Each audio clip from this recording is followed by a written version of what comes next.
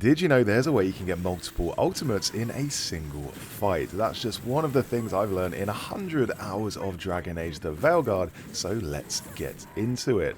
Now, the way you can get the ultimates in Dragon Age Veilguard is by using a single item. This item is called the Glorious Ultimatum, and it is a unique utility belt. What it does is when you use a potion, it no longer grants health. Instead, using a potion now grants 35% of your ultimate meter.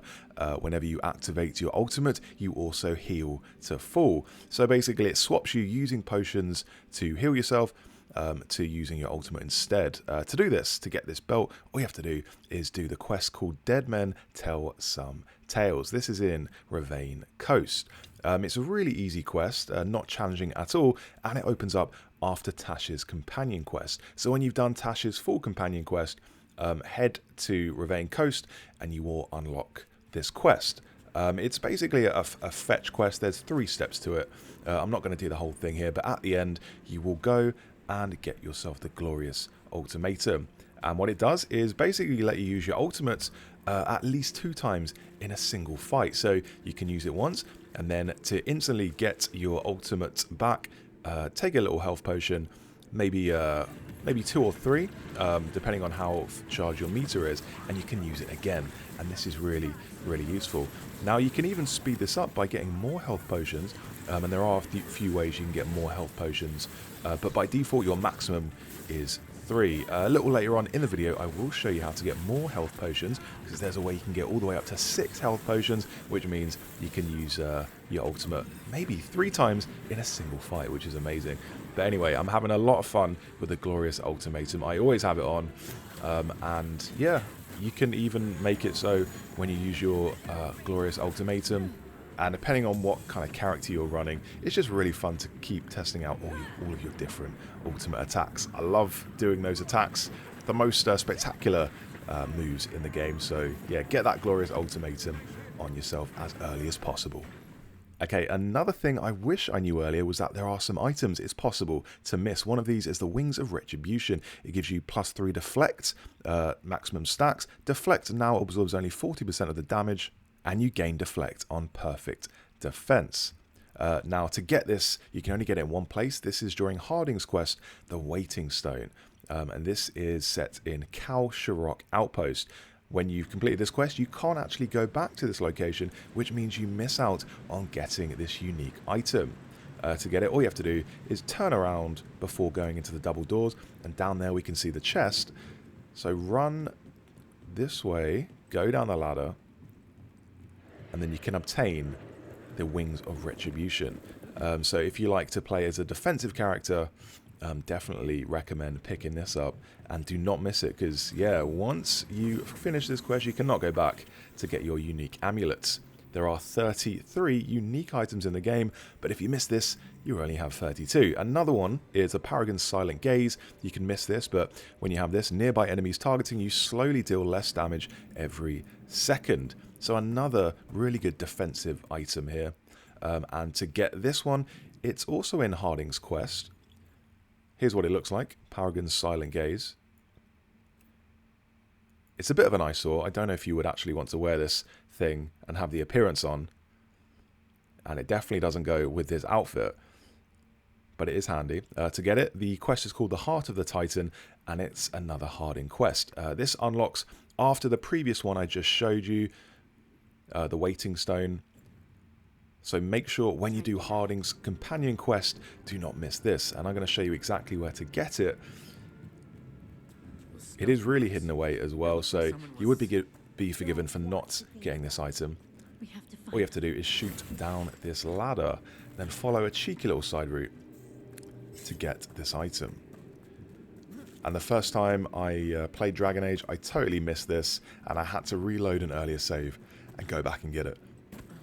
But that is because I was trying to get all 33 unique items. I didn't want to miss a single one, so yep, had to reload my save, go back and get it.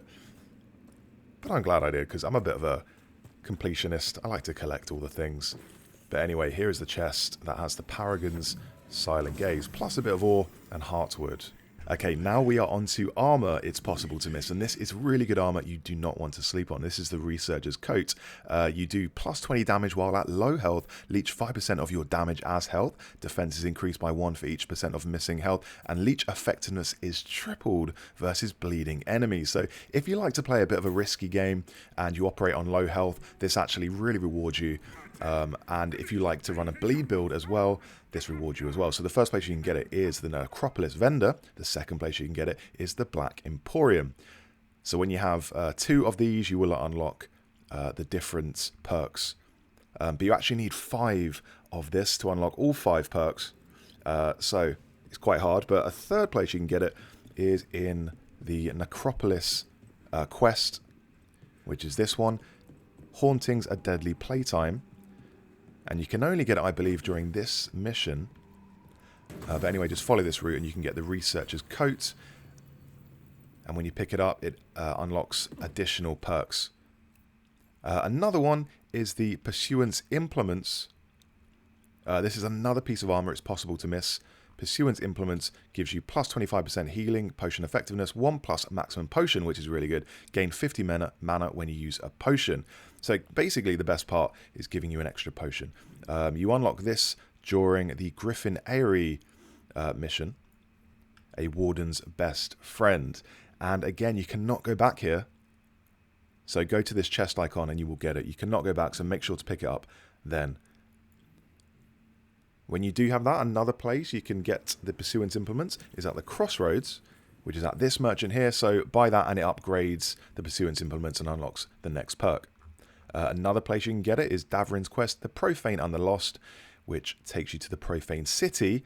And again, if you don't pick it up here, you will not get it. And it is found right here. Unfortunately, though, I have some bad news because I don't actually know where the rest of the Pursuance Implements armor or the Researcher's Coat are, and you need all 5 pieces of the armor to fully upgrade them and get all the perks. So I'm throwing this out there to you guys. If you know where these 2 armor pieces are, where you can get more of them, do let me know. I've searched everywhere, I've been to every vendor, and I cannot find them. So please let me know in the comments if you have found either the Pursuance Implements armor or the Researcher's Coat. Okay, we are onto a very controversial aspect of Dragon Age now. So notice this item gives you a permanent boost to your damage, and it gives you +1 to your damage stats. Some vendors sell items that do this, like another vendor will sell an item that gives you +25 permanent boost to your health, but actually it's not permanent. So check the bonus damage under the attack. It says 1%. So apparently we bought the item, it gives us a plus 1% damage boost, and it says it's permanent, but it actually is not. So what we're going to do is exit the game, then load back in, and now when we check our stats, it actually removes the bonus damage. So under attack, there's no more bonus 1% damage. What's going on there? We're not actually getting the stats boost. It says it's permanent, it's actually not, because when you exit the game and reload into it, it removes your bonus damage. That is incredibly annoying. I don't know why they put that in there. They've got to patch that out, or patch it in, or update it in some respect, because it's just a massive lie. But I would say there's a silver lining to this, because it means if you have bought all of these items, I'm pretty sure BioWare is going to patch this and update it so it gives you back your stats boost, because I mean the description does say it's permanent. So if you have bought these items, hopefully very soon you will have those stats implemented permanently. Okay, another thing, did you know that unique items actually change depending on your class? So one unique item called the Archon's Gaze actually changes into the Reptile Recurve unique shortbow depending on whether you're a mage or a rogue. Both are pretty good items, but yeah, you will actually always change your unique item depending on your class. Another one is Mythal.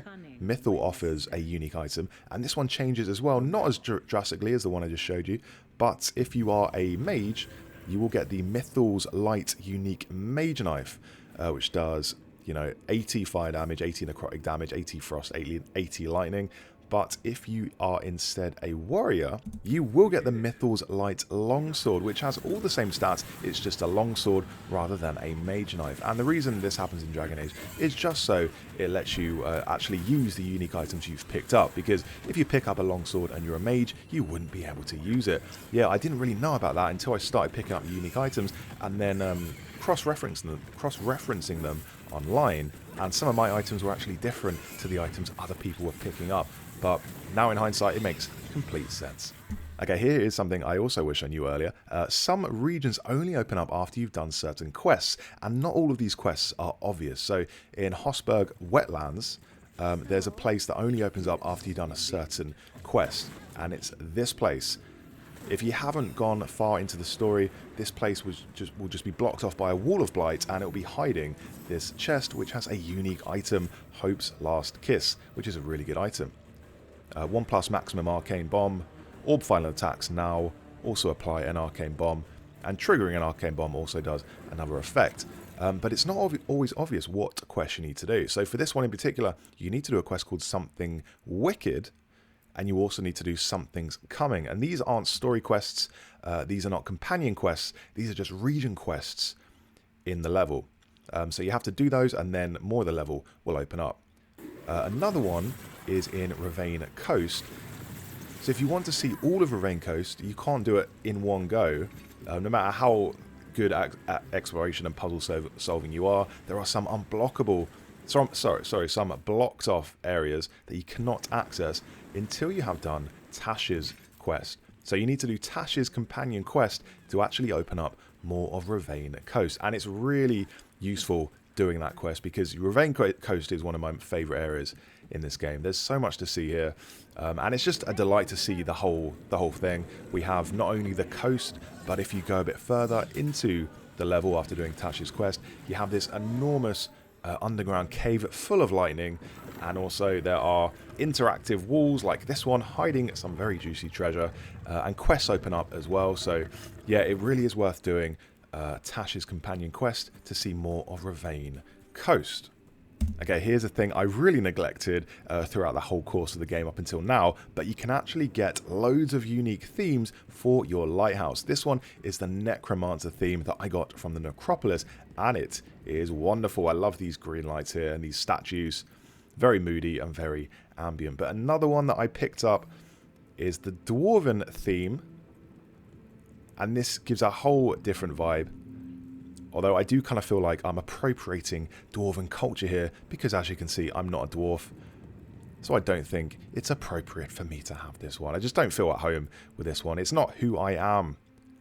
But hey, I'm going to go with the Elven one, because the Elven one is very refined. I think I can pass as an elf. And yeah, this adds 2 glorious golden statues of wolves, and these archers, these Elven archers here. So you can get the Dwarven theme from the Black Emporium, and each vendor sells a different theme for your lighthouse. So I definitely recommend going around all of the vendors and buying some themes so you can decorate your lighthouse. Yeah, maybe like it took me probably about 70 hours until I realized I can actually change the entire decor of my lighthouse. I thought it was just the room that I was in. You know, you can decorate it with various objects and items. I was doing that, but it wasn't really adding much. But yeah, you can actually buy entire themes for the hallway. Now, when you get to the Black Emporium, it actually uses a different currency, which is Etheric Remnants. And if you don't have enough of those, you can actually buy more Etheric Remnants from the Black Emporium using Silk. So yeah, if you do need extra currency, buy that currency from the Black Emporium. Now here is the Grey Warden theme, which I really like, and this is the one I'm sticking with because I do play as a Grey Warden, and this is just beautiful. I love this effect. So opulent. It's like a fantasy castle. So yeah, all of these themes, definitely experiment with these. They do change the game and make you feel a bit more at home. And that does it. That's everything that I have learned over 100 hours of Dragon Age the Veilguard. If you enjoyed the video, do leave a like. I hope you enjoyed it. And for more Dragon Age the Veilguard guides, subscribe to the channel.